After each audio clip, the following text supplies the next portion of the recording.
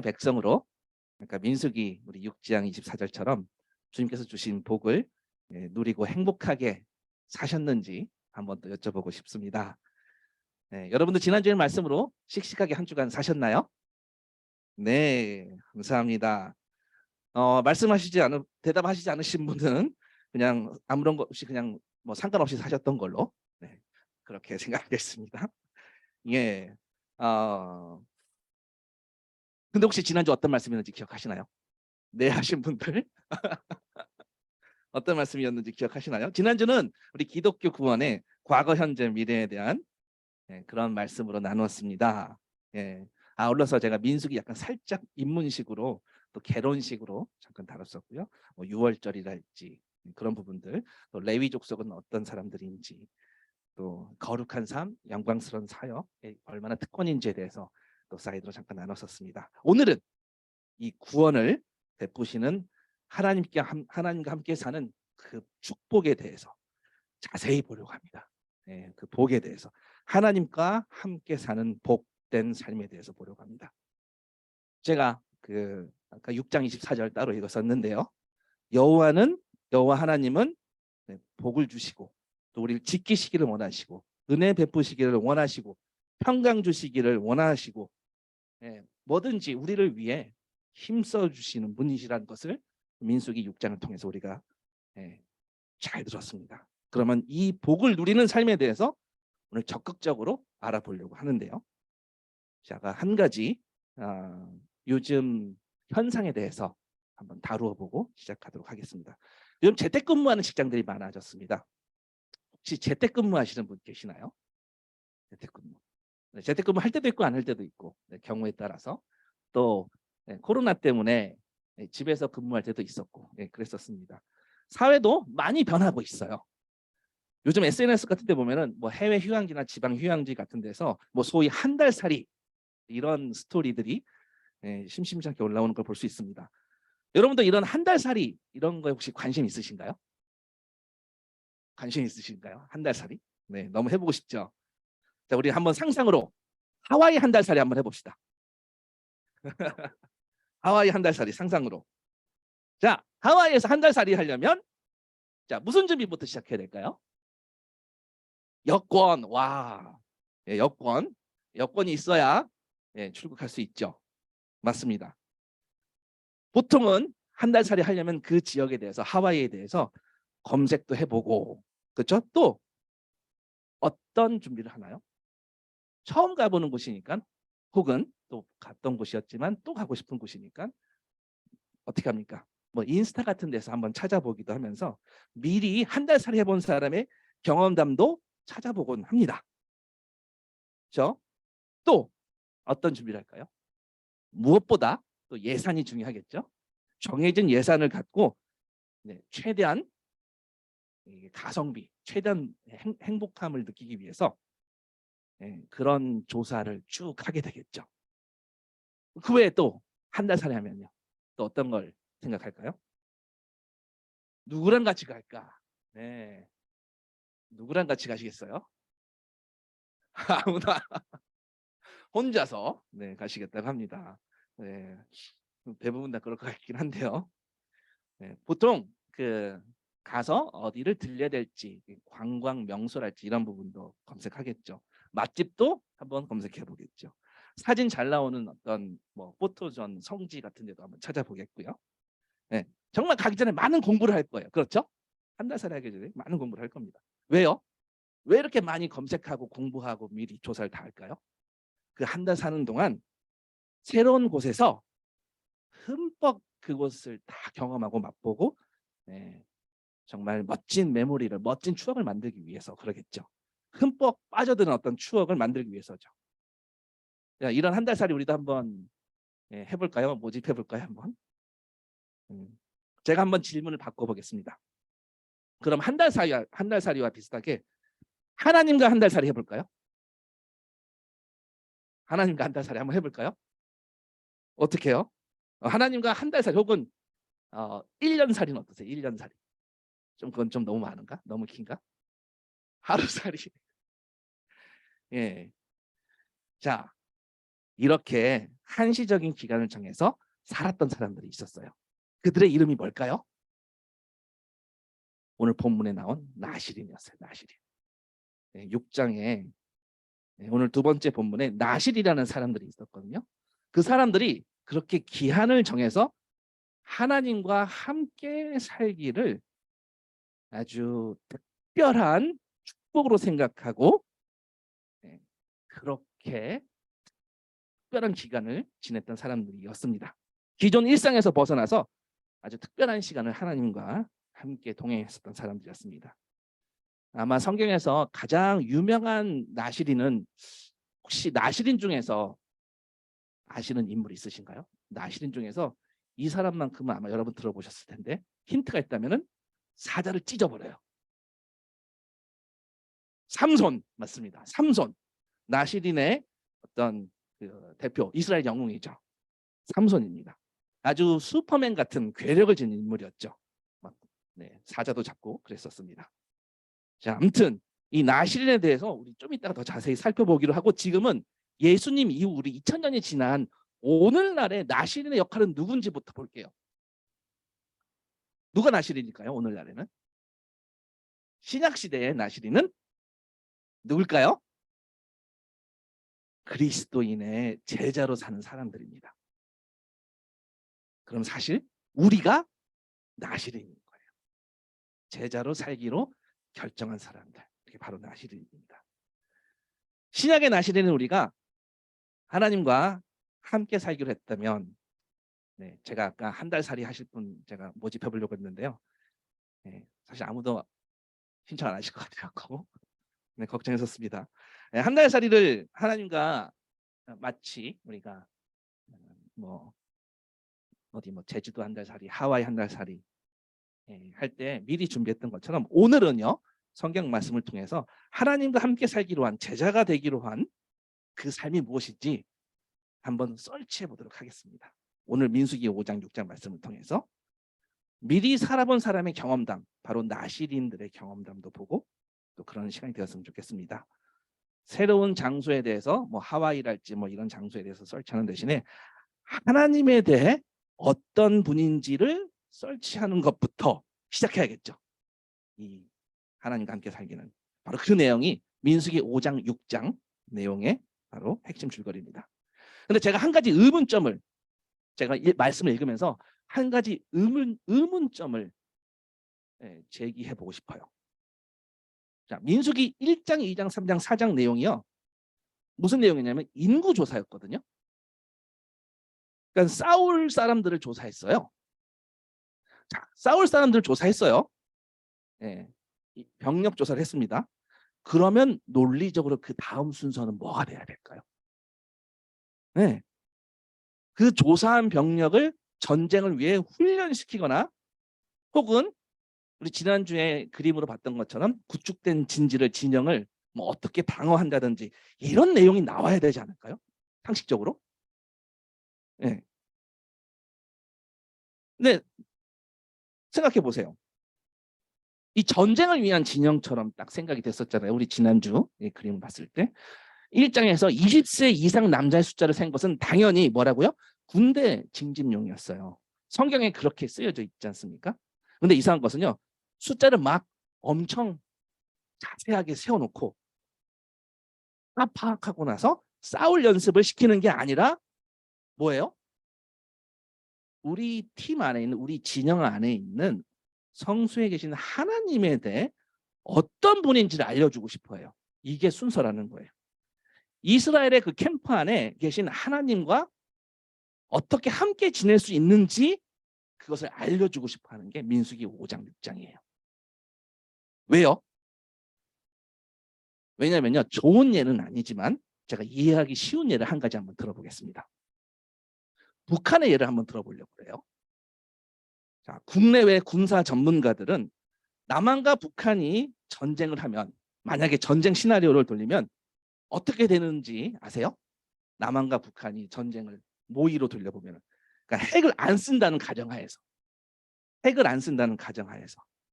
자, 전문가들은요 뭐라고 얘기하냐면 전쟁이 시작되고 단기간 안에 한국군과 미군 연합군이 평양 지휘부를 공격해서 단기간 안에 승리할 거라고 보고 있습니다. 군사 전문가들은요.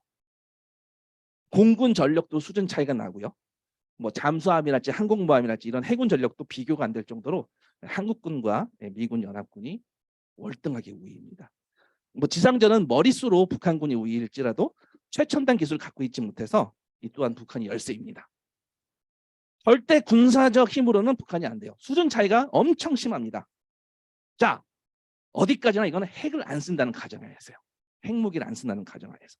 그런데 만약에 핵을 쓴다면 상상하고 싶지 않죠. 그냥 우리 지금 가정하는 거예요. 만약에 핵을 쓴다면 어떻게 될까요? 사실은 이게 게임 체인저예요. 모든 열세를 한 방에 극복할 수 있는 거예요. 그래서 김정은이 핵 개발에 사활을 걸고 북한의 모든 자원을 총동원해서 먹고 살 것도 없는데 핵무기를 미친 듯이 사수하는 이유가 바로 이겁니다. 핵무기를 만들기 위해서 그간 핵 개발 연구, 뭐 핵실험 막 내부적으로 엄청 공을 들였어요. 심혈을 기울여서 핵 연구를 했거든요. 그게 북한 이 군사력의 어떤 게임 체인저가 됐어요. 육해 공군 그 어떤 군사를 훈련시키는 것보다 가장 효과적인 게 뭐였다고요? 그들의 입장에서는 핵에 투자한 거였어요. 핵에 투자한 거.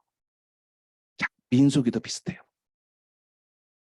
숫자를 빡세게 다 세고 나서 그리고 이스라엘 남자를 전투 연습을 다 파악하고 전투 인원을 다 파악하고 나서 연습을 시키는 게 아니라 군사를 훈련시키는 게 아니라 우리 진영 안에 있는 성소에 계신 하나님에 대해서 다루고 있어요. 왜냐하면요, 이 하나님이 핵포탄과 견줄 수도 없는 막강한 전능하신 분이라서 이스라엘의 게임 체인저는 이스라엘 백성들을 잘 싸우도록 훈련시키는 것에 있지 않고 뭐죠? 이스라엘 캠프 한가운데 계신 성소에 계신 여호와 하나님이 게임 체인저라는 거예요. 강력한 무기라는 말입니다. 그래서 가장 강력한 하나님을 상징하는 그 핵심 중에 핵심에 성막 안에 성소가 있고 또 성소 안에 지성소가 있고 또 그 지성소 안에 또 언약궤가 있어요. 그 언약궤가 하나님의 임재를 상징하는 곳입니다. 그 언약궤를요, 광야에서 가나안 땅으로 행진할 때 가장 맨 앞에 전면에 배치시켜요. 왜요? 이게 게임 체인저이기 때문에요. 이 강력하고 놀라우신 이 전능하신 하나님을 갖고 있는 이스라엘은요, 북한의 핵처럼 다른 그 어떤 것보다 진영 안에 있는 이 핵무기보다 훨씬 더 막강한 이 하나님을 어떻게 다뤄야 할지 아는 것이 중요한 거예요. 저 표현이 다소 이상합니다. 하나님 다룬다라는 표현이 좀 이상한데요. 하나님께 어떻게 해드려야 하는지가 아주 중요한 겁니다. 핵은 강력한 무기이지만 잘못 다루면 어떻게 되나요?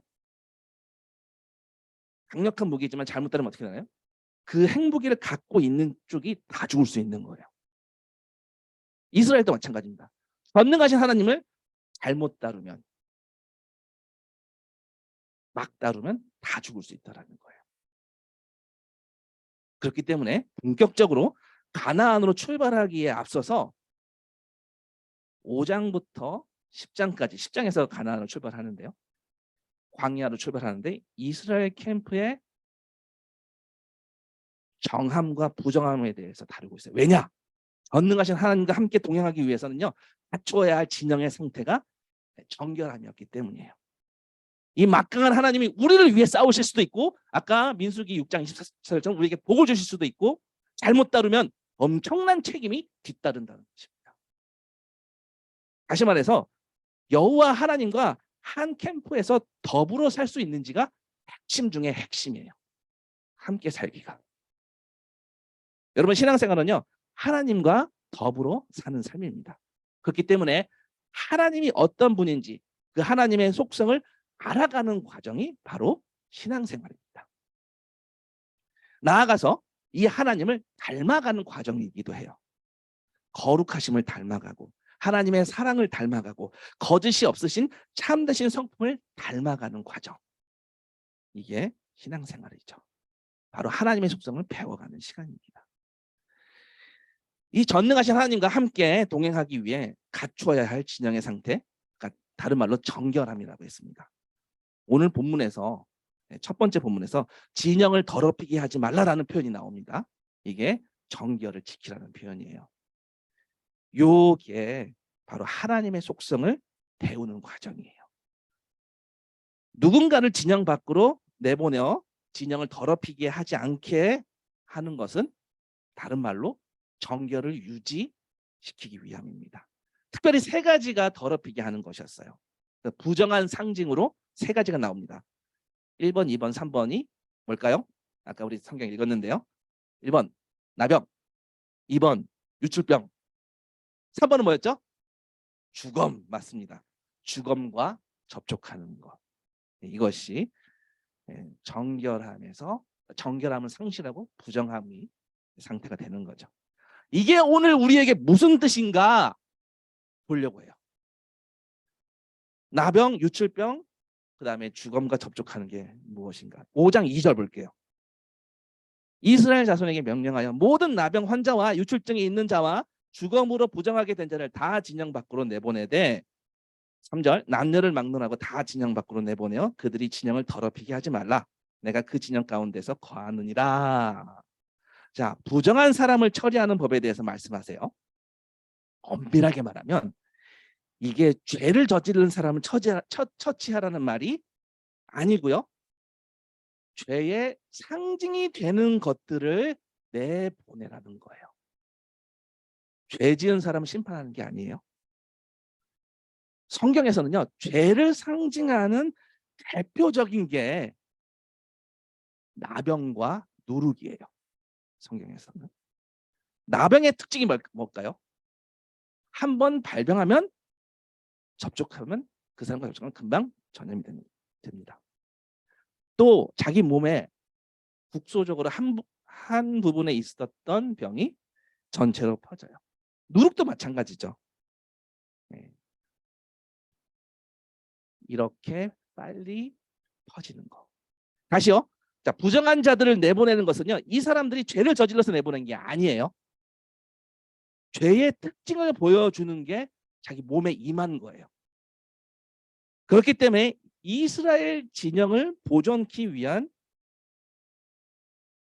부정한 자들 심판한다라는 뜻으로 받아들이지 마세요. 심판의 의미가 아닙니다. 우리의 삶을 보면요, 이런 죄의 상징들이 참 많아요. 쉽게 전염되는 나쁜 것들이 참 많은데요, 요걸 집중하셔야 돼요. 오늘 본문의 나병은 사실은요, 나병을 포함한 여러 악성 피부병을 다 일컫는 거예요. 어떻게 보면 이런 사람들을 캠프 밖으로 내보내는 이유가 마치 이 나병 환자와 접촉을 피하게 하고 질병의 전염을 우려해서인 것처럼 보입니다. 마치 하나님께서 우리의 건강과 장수를 위해서 취해 주신 격리 조치인 것처럼도 보여요. 자, 우리나라에도 국가 1급 전염병인 코로나가 처음 발병했을 때 처음에 어떤 조치들이 이루어졌죠? 네, 뭐 여러 가지 이유가 있었지만 하여튼 확진자를 맨 처음에는 굉장히 안 좋게 취급해서 격리시켰습니다. 그때는 자기 집에서 격리하는 게 아니라 격리 시설에 따로 가둬놨어요. 철저하게 격리시켰습니다. 그 확진자 통보를 받잖아요. 그러면 방역복을 입은 사람들이 확진자의 집으로 옵니다. 그래서 태우고 호송차에 끌고 가요. 앰뷸런스에 태우고 사회로부터 멀리 격리시키는 조치를 취했죠. 그리고 나서 동선조사를 막 합니다. 확진자가 접촉한 사람들은 또 코로나 앱을 깔게 해서요, 격리 장소 자기 집에서 한 발자국도 못 나가게 묶어놨죠. 해외 입국자들도 마찬가지로 일정 기간 의무적으로 격리를 시키고요. 격리 기간 종료 직전에 검사를 받고 음성이 나와야 사회로 복귀할 수 있습니다. 기억나시죠? 네. 자, 의료기술이 발전한 2023년 우리의 생각으로는 하나님께서 이런 격리 조치를 취하신 건가? 라고 생각할 수도 있겠지만 하나님께서는요, 절대 그렇게 말씀하신 게 아니에요. 그런 이유라고 설명한 적이 없어요. 민수기를 보면 아시겠지만 우리 삶에서 죄의 상징이 되는 것들을 끊임없이 발견하도록 점검하시는데 취지가 있는 거예요. 왜냐면요, 이 죄된 마음과 죄된 생각이라는 게 금방 번져요. 제가 예전에 학교에서 학폭 때문에 학부모 상담을 했었던 적이 있었거든요. 많이 있었습니다. 가해자 학부모님들이 오시면 항상 하는 레퍼토리가 있어요. 뭐냐? 자기 아가 원래 착했대. 원래 착합니다. 항상 착해요. 근데 주변 때문에 안 좋게 물들었다는 거예요. 처음엔 우리 아이가 착한 아이여서 뭐 다른 친구들 배려도 잘하고 뭐 질서도 잘 지키고 힘든 일도 참고 기다릴 줄 아는 아이였다라고 얘기를 해요. 거의 레퍼토리가 똑같습니다. 막 힘으로 누군가에게 당하면 막 억울하다면서 나 너무 싫어했었던 그런 아이였다라고 얘기해요. 그러던 애였어요. 이게 무슨 말일까요? 근데 오래지 않아서 그 아이가 누군가 때문에 바뀌었다라는 거죠. 바뀌어서 이제는 피해자가 아니라 가해자가 되었다는 거죠. 죄된 마음, 죄된 행동, 죄된 방식, 그런 가치관 이런 게 금방 번져요. 순식간입니다. 전염 속도는 거의 빛의 속도입니다. 그렇기 때문에 진영 밖으로 내보내는 이유는 우리 삶의 어떤 부분에서 발생한 죄가 전 영역으로 번지지 못하게 하라는 뜻도 될 수 있어요. 공동체의 일부분에서 시작된 것이 전체로 번지지 않게 하라는 뜻도 될 수 있습니다. 나병은 그런 죄의 속성을 상징해요. 그걸 성경적 용어로 뭐라고 하냐면요. 그런 죄의 속성을 부정하다. 나병은 부정한 것. 왜냐하면요. 죄의 속성을 상징하기 때문에 그래요. 유칠병도 몸 안에 부정한 것이 피고름이 되어 밖으로 나가는 거예요. 밖으로 나와 보이는 거예요. 죄의 특성도 마음 안에 감추인 것이 나중에 역겨운 모습으로 표출될 때가 있습니다. 그래서 유출병도 죄를 상징합니다. 죽음과 접촉하는 거예요. 죽음과 관련된 것과 접촉하는 것은요. 하나님이 주신 생명으로 사는 그런 하나님의 백성의 삶이 죽음의 삶에 영향을 받는 것을 상징합니다. 다른 말로 우리를 그것과 구별시키려고 하시는 거예요. 생명 없는 어두운 이 세상과 구별시키려고 하시는 하나님의 바람이세요. 정리하면요. 하나님과 함께 살려면요. 죄를 상징하는 부정을 끊임없이 살펴보고 우리 삶에서, 우리 진영에서 어떤 부분인지 가려내고 내보내는 것입니다. 자, 두 번째로 하나님과 함께 사는 것은요. 이젠 부정을 제거하는 데에서 발전해 나아가 적극적으로 자신을 구별하여 하나님께 드리는 삶을 사는 거예요. 그 대표적인 인물이 아까 말씀드렸던 나실인이에요. 오늘 민수기 6장의 나실인법은요. 하나님 소속임을 상징하는 것들을 소중히 여기도록 가이드합니다. 하나님의 소유임을 적극적으로 고백하는 것입니다. 특권일까요? 아니면 고된 사명일까요? 힘든 사명일까요?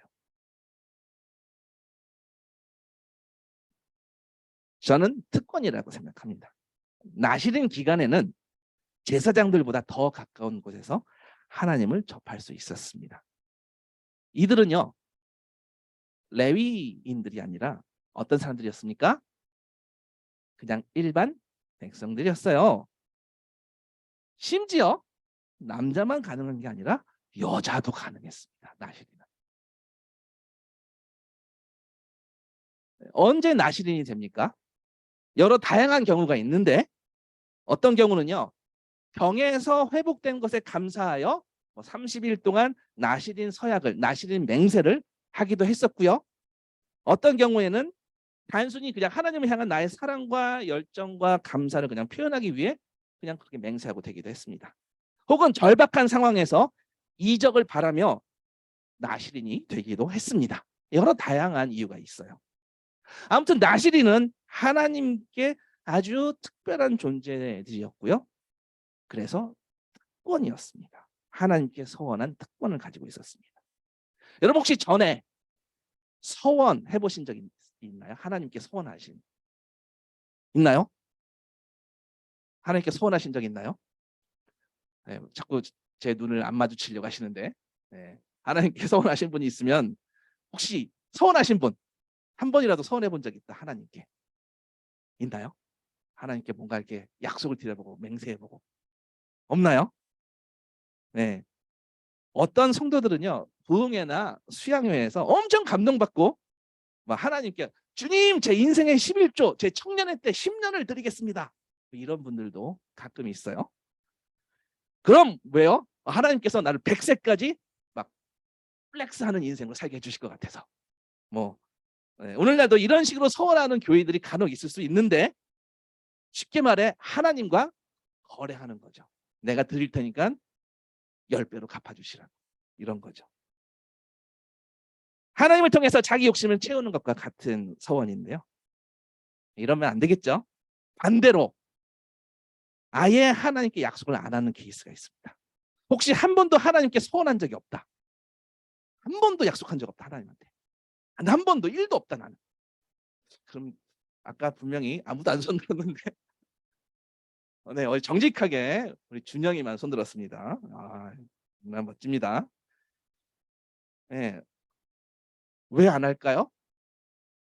소원하고 그 소원을 못 지킬 것 같아서 약속을 안 하는 거죠. 네, 안 하는 게 나을 수 있어요. 그럴 경우에는. 그런데 우리가 신앙생활하면서 아무 소원이나 아무 맹세가 없으면요. 신앙생활 자체가 성립이 안 돼요. 한 번도 결단하는 약속을 드려본 적이 없었다면 마치 신부가 결혼식에서 혼인서약을 하지 않는 것과 같은 거예요. 혼인서약을 해야 결혼관계가 시작이 되는 건데 신랑 누구누구는 신부 누구누구를 맞이하여 언제나 사랑하고 아껴주고 온 힘을 다해 지켜줄 것을 맹세합니다 라고 했는데 선서했는데 신부가 저는 함부로 약속 같은 거 안 해요. 이런다면 이 결혼관계가 어떻게 될까요? 이 결혼관계 어떻게 됩니까? 네, 불안합니다. 이 결혼관계 할 수 있을지 없을지. 저는 약속했다가 못 지킬 것 같아서 이런 서약은 안 해요. 일어나요? 이런 결혼식 보셨습니까? 없어요. 그런 결혼식은 없습니다. 저는요 신랑 대신 예수님을 섬기며 고난의 이 순간도 여전히 사랑하겠습니다. 라는 이런 고백은요 그리스도인의 어떤 바탕이라고 생각합니다. 신명기 6장 13절에 보면은요 내 하나님 여호와를 경외하며 그를 섬기며 그의 이름으로 맹세할 것이니라. 신명기 6장 13절에 맹세할 것이니라. 맹세는요 혼인서약과 같은 믿음이에요. 신약의 나시린인 우리는 이 특별한 특권을 가진 자답게 바로 이런 진지한 믿음의 고백을 이 아름다운 신학의 고백을 올려드리는 자들이에요. 여러분들 이런 고백을 주님 앞에 올려드리고 싶지 않나요? 우리 신랑 되신 주님께서 우리의 민수기 6장 24절처럼 우리의 평강을 지켜주시고 우리에게 복을 주시기를 원하시고 모든 것을 우리를 위해 하시겠다고 하는데 저는 약속 안 하겠습니다. 그렇게 말할 수 있나요? 그렇게 얼버무린다면 그리스도인이 아닐 수 있습니다. 나시린이 되는 것은요. 그러니까 신약으로 말하면 그리스도인이 되는 것은요. 본문에 뭐라고 적혀 있냐면요. 6장 3절에 포도주와 독주를 멀리하며 포도주로 된 초나 독주로 된 초를 마시지 말며 포도즙도 마시지 말며 생포도나 건포도도 먹지 말지니라고 하는 좀 알아듣지 못하는 이야기가 있어요. 무슨 뜻이냐? 이게 단순히 술 마시지 말라는 뜻이 아니에요. 성경은요. 포도주에 대해서 굉장히 중립적으로 이야기를 하고 있습니다. 오히려 잔치를 위해 포도주를 장려할 때가 많아요. 지나칠 때 위험한 것이지 아예 포도주를 죄악시하지 않습니다. 성경에서 포도와 관계된 것을 먹지 말게 하는 것은 그러면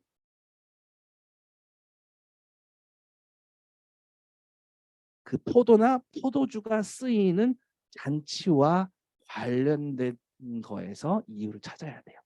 여러분 포도주를 마시게 되는 가장 성대한 잔치가 언제인가요?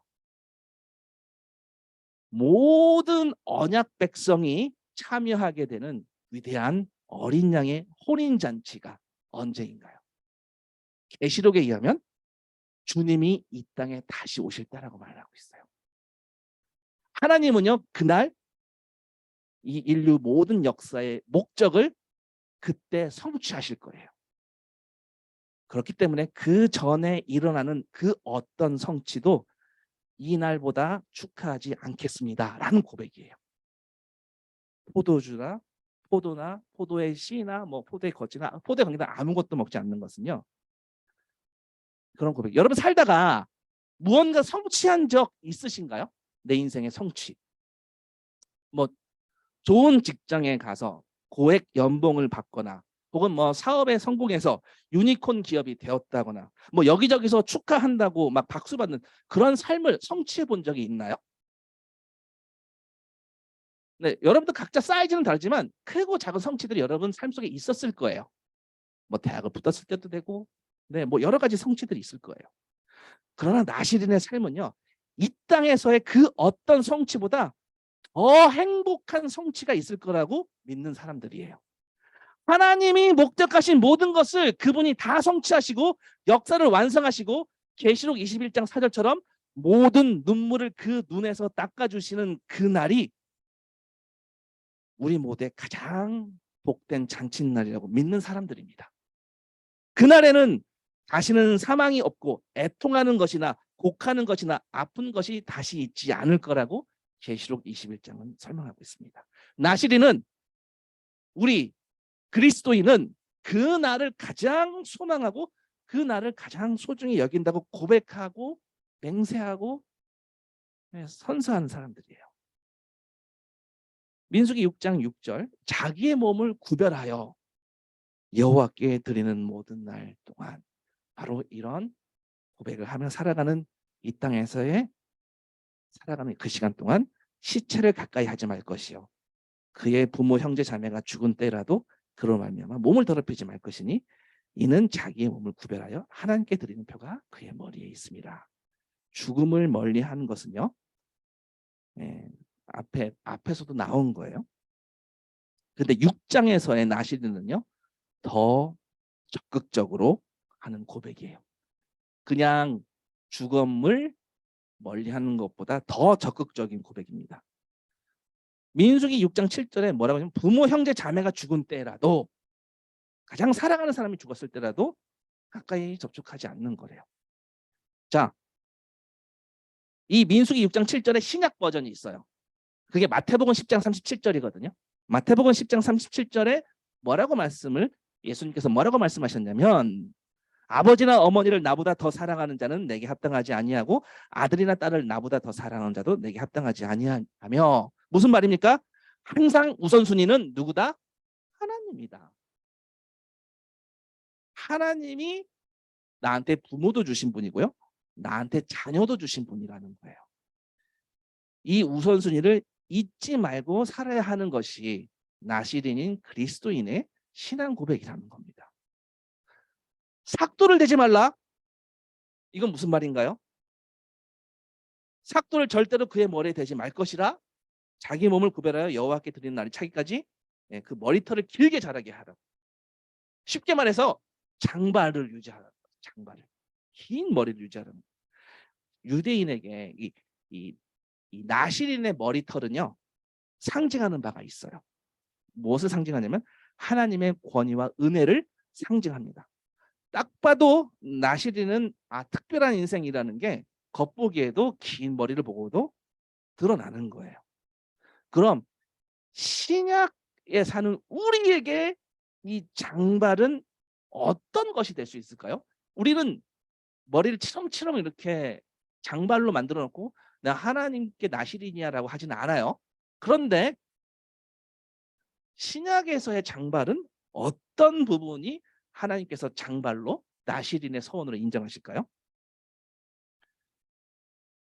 여러 가지가 있을 수 있습니다. 딱 봐도 이 사람은 그리스도인이냐 할 수 있는 여러 가지 상징이 있을 수 있어요. 공개적인 어떤 신앙 고백이 될 수 있겠죠. 누군가는 주일날 교회 나오는 모습이 공개적인 신앙 고백이 될 수 있습니다. 누군가는 매일 아침 주님과 말씀으로 교제하는 사람일 수도 있습니다. 누군가는 하나님께 나의 사랑을 고백해서 내가 속한 곳에서, 직장에서, 일터에서, 학교에서, 가정에서 나는 그리스도인이다라는 자기의 정체성을 분명하게 하는 사람인 거예요. 제가 동영상을 하나 준비를 했습니다. 라이프 미션 카톡으로 제가 동영상을 공유했는데요. 지금 이 공개적인 신앙 고백이 어떤 게 있을 수 있는지 한 예를 들어드리려고 합니다. 이건 한 예예요. 한번 같이 보시겠습니다. 불 꺼주시고요. 한국도 미국도 모두가 코로나로 말미암아 참 아픈 시간을 많이 가져왔습니다. 우리의 육신적인 팬데믹도 참 문제이지만 더 위험한 것이 있다면 영적인 팬데믹 현상이라 볼 수 있을 겁니다. 지금 미국은 또 한국도 마찬가지로 얼마나 많은 사람이 영적인 깊은 잠에 빠져서 영적 팬데믹 현상을 가지고 있는지 모릅니다. 미국은 청교도라는 이름은 가지고 있지만 청교도들이 정말 믿었던 하나님이란 이름이 점점 사라지고 있는 이런 시대를 맞이하고 있습니다. 지난 1월에 조 바이든 대통령이 대통령 취임할 때였습니다. 지금은 미국이 기독교적 문화는 가지고 있기 때문에 중요한 행사를 하게 되면 먼저 목사를 모시고 기도나 설교를 하고 행사를 하게 됩니다. 지난해 조 바이든 대통령이 취임할 때 성경 위에 서서 하기 위해서 손을 얹고 목사를 모시고 축복 기도를 받게 되죠. 그때 했던 기도의 마지막 부분 한번 보시겠습니까? We prayed for divine favor upon our president, Joseph R. Biden, and our first lady, Dr. Jill Biden, and their family. In the strong name of our collective faith. Amen. 마지막 기도 모습 보입니까? In the strong name of our collective faith. 다양한 종교의 이름으로 기도합니다. 예수의 이름이 사라져버리고 다양한 종교의 이름으로 전 국민이 지켜보고 있는 대통령 취임식 때 하나님의 이름으로 축복해야 될 그 자리에 예수의 이름이 사라지고 있는 현실입니다. 미국에는 하원 개원할 때도 마찬가지입니다. 역시 목사님을 모시고 기도로 시작을 하는데 지난해는 임마누엘 클레버이라는 감리교 목사님이 초청을 받았습니다. 기도 마지막 부분입니다. We ask it in the name of the monotheistic God, Brahma, and God known by many names, by many different faiths. A man and a woman. 마지막 글자 보입니까? Amen and a woman. 남자의 이름으로 여자의 이름으로.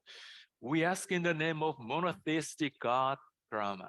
유일한 신 예수가 아니고 브라마의 이름으로 기도합니다. 지금 이것이 미국에서 일어나고 있는 현실입니다. 제가 몇 년 전에 저 하원 의원 개원할 때 기도를 초청을 받게 되었습니다. 외국인이기 때문에 저에 대한 신상 스크린을 다 하게 하고 그 다음에 기도에 대한 공문서를 보내옵니다. 종교가 여러 가지 사람이 있기 때문에 기독교적인 민감한 용어를 사용하지 말라. 예수 그리스도 이름으로 기도를 하지 말라는 거죠. 그리고는 기도문을 미리 보내달라고 검증을 하겠다는 거죠. 제가 미리 보내면 이게 검색당할 것 같아서 기도하기 하루 전날 밤 12시에 보내고 그리고 다음날 이메일을 열어보지도 않고 기도하러 갔습니다. 미국의 존 베너 하원 의장이 저를 소개를 하고 저 자리에 가서 기도를 인도를 했습니다. 당연히 예수 그리스도의 이름으로 기도를 마쳤어요. 미국의 많은 사람이 생방송으로 지켜보고 있는데 얼마나 많은 사람이 저에게 이메일, 편지, 손으로 그리고 전화를 해왔는지 모릅니다. 왜 종교의 자유가 있는 다양한 종교가 있는 미국에서 외국인이 예수님의 이름으로 기도합니까? 질책하는 사람 한 사람 없습니다. 모두가 외국인으로서 저 하원 개원할 때 예수 이름으로 기도해 주셔서 고맙다라는 인사말이었어요.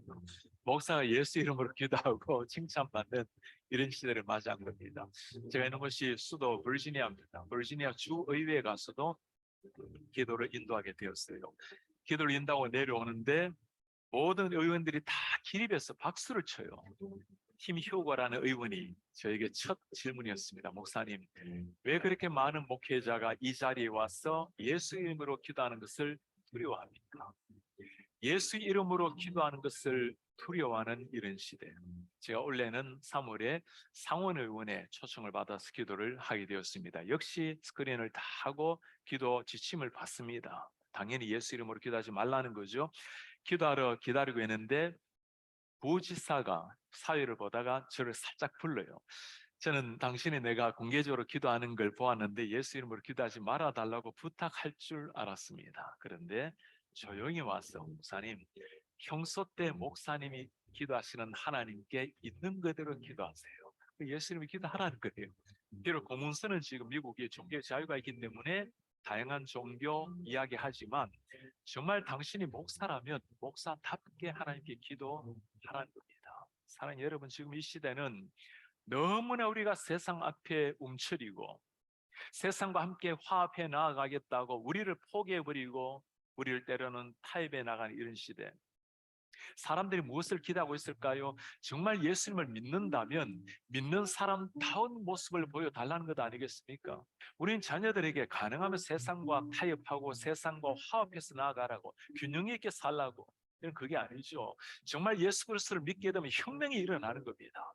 세상에 지배당하는 인생이 아니라 우리가 겸손하지만 그러나 세상 한복판에 서서 당당한 그리스도인의 제자로 살아내는 것, 우리뿐만 아니라 사람들이 그걸 기대하는 겁니다. 그렇게 해주십시오.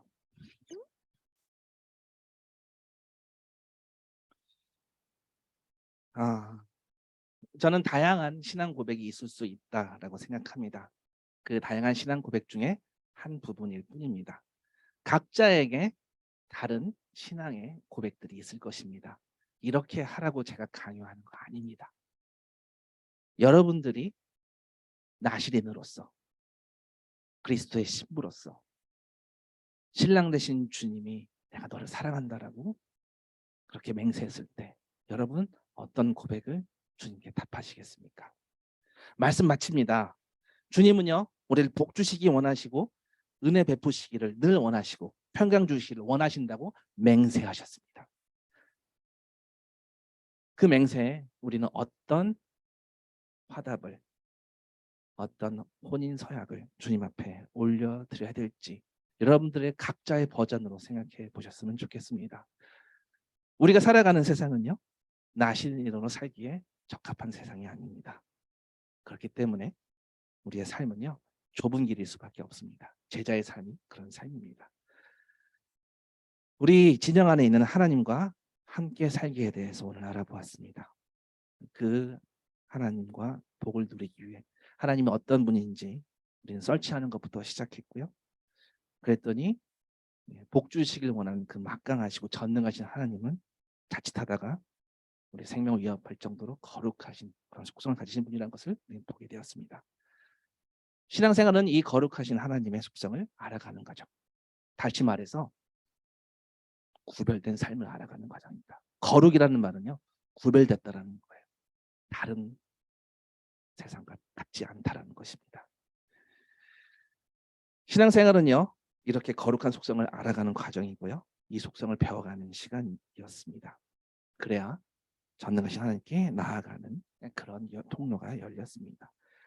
첫 번째로 진영을 더럽히게 하지 말라는 그 이야기를 통해서 하나님의 속성, 정결함이 무엇인지 알게 되었고요. 두 번째로 하나님과 함께 사는 것은 이제 부정을 제거하는 데에서 발전해 나아가 나시린처럼 적극적으로 하나님께 서약하는 자신을 구별하여 하나님께 드리는 삶을 사는 것을 보았습니다. 오늘 여러분들 각자의 버전으로 여러분들의 일터에서 여러분들의 가정에서 또 여러분들이 처한 곳곳에서 나시린처럼 고백해 보시지 않겠습니까? 이 시대의 나시린으로 공개적으로 살아가시지 않겠습니까? 이런 아름다운 신앙 고백을 하실 수 있길 예수 그리스도의 이름으로 간청드립니다. 잠시 기도드리겠습니다. 기도 음악에 맞춰서 주님 앞에 여러분들의 사랑의 고백을 그 서약을 올려드렸으면 좋겠습니다.